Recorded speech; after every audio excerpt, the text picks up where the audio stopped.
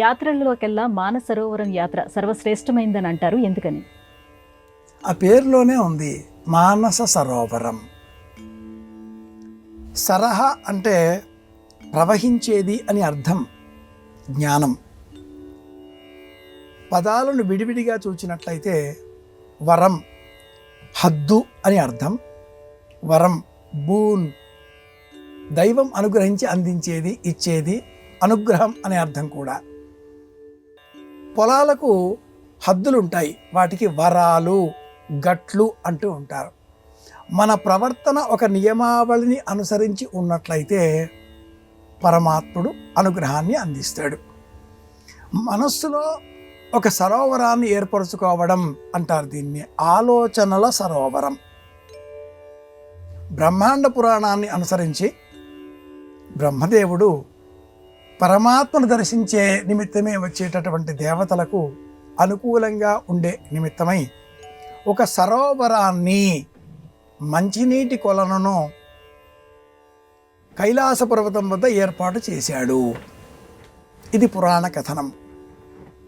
మానస సరోవరం బ్రహ్మ మనసులో నుంచి కల్పింపబడినటువంటి మంచినీటి సరస్సు. ప్రపంచంలోకెల్లా ఎత్తైన చోట ఉన్నటువంటిదే ఈ సరస్సు. ఈ సరస్సు 95 కిలోమీటర్ల వైశాల్యంతో, 190కి పైగా మీటర్ల లోతుతో, చాలా ఆశ్చర్యకరంగా విశాలంగా ఉన్నటువంటి ఎడారుల మధ్యన, కొండల మధ్యన మంచినీటి సరస్సు. ఇక్కడ నుంచి కైలాస పర్వతం కనిపిస్తుంది. ఈ మానస సరోవరం దేవతలకు నిలయం. ప్రత్యక్షంగా వెళ్ళి చూచిన అనుభూతితో నేను చెప్తున్న విషయం ఏమిటి అంటే, మానస సరోవరంలో నిజంగానే హంసలు ఉన్నాయి, నిజంగానే నక్షత్రాలు అక్కడ తెగి ఆ మానస సరోవరంలో రాలి పడుతూ ఉంటాయి. మానస సరోవరంలో స్నానం చేయడం ఒక దివ్యమైన అనుభూతి. దైవానుగ్రహం కలిగిన వారికే ఈ అవకాశం లభిస్తుంది. సూర్యోదయం కంటే పూర్వం బ్రాహ్మీ ముహూర్త సమయంలో 2-3 ఈ సమయంలో ఆ నీరు చాలా విశేషమైన శక్తిని కలిగి ఉంటుంది. ఆ నీటిని చేతబుచ్చుకొని గతించిన పితరులను తలుచుకుంటే వారు కంటి ముందు కనిపిస్తారు. వారికి సమర్పించేటటువంటి ఈ తర్పణం, జలాంజలి తప్పక వారికి ఉత్తమ గతులను అందిస్తుంది. మనస్సులోనే మానస సరోవరం అన్న శబ్దాన్ని స్మరిస్తే చాలు, సమస్త శారీరకపరమైన క్లేశాలు, బాధలు తొలగిపోతాయి అంటూ విశ్వామిత్ర మహర్షి రామచంద్రమూర్తికి శ్రీరామాయణం బాలకాండ 36వ సర్గలో గంగావతరణానికంటే పూర్వం తెలియజేస్తాడు. అనేక సందర్భాలలో భారతం, కర్ణపర్వంలో, మహాభాగవతంలో, అనేక గ్రంథాలలో కూడా మనం మానస సరోవర ప్రస్తావనను పరికించవచ్చు.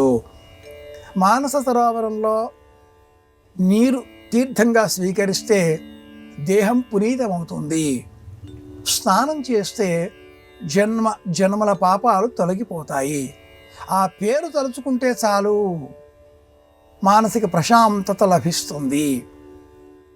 అలాగే ఈ మానస సరోవరం చేరుకోవడం కూడా చాలా కష్టమైన విషయం. ఈనాటి కాలానికి సంబంధించి 4 దేశాల మధ్య, భారత్, నేపాల్, టిబెట్, చైనా, 4 దేశాలకు సంబంధించిన అనేక వ్యవహారాలతో ముడిపడి ఉన్న క్షేత్రం కాబట్టి చేరుకోవడం కష్టం.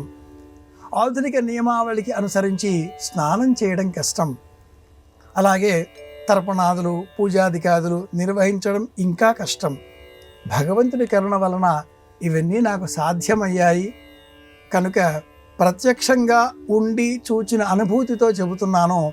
మానస సరోవర దర్శనం పూర్వజన్మ సుకృతం. ఒక జీవితానికి సాఫల్యం కలిగించే అంశం.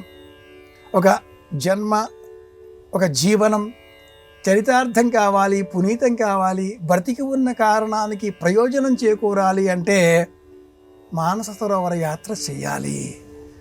జర్నీ ఇన్సైడ్ అనేటటువంటి వేదాంతపు భావన కూడా ఈ ప్రయాణంలో మనం గమనించవచ్చు. బయట ఎంతైనా ప్రయాణం చేస్తాం, ఈ దేశంలో కాదు ప్రపంచవ్యాప్తంగా ఎన్నో సరస్సులు, జలాశయాలు ఉన్నాయి. మిసిసిపి దగ్గర నుంచి హొయాంగ్హో, చైనా దుఃఖ నది అంటారు, అంతవరకు, నర్మద నుంచి గంగ వరకు ఎన్నో నదులు ఈ దేశంలో ప్రపంచవ్యాప్తంగా ఉండగా అన్నింటిలోకెల్లా కూడా ఉత్తమోత్తమైనటువంటి సంస్కారవంతమైనటువంటి సరస్సు మనోబలాన్ని పెంచేది, ఆత్మజ్ఞానాన్ని అందించేది, మనలోనే ఉన్నదా ఏమి అన్నట్లుగా అనిపించేది మానస సరోవరం. జర్నీ ఇన్సైడ్, బయట తిరగడం సులభం, లోన వెతుక్కోవడం కష్టం. ఆ లోన వెతికే యాత్ర ప్రారంభం కావాలి అంటే మానస సరోవర స్మరణ అయినా చేయాలి.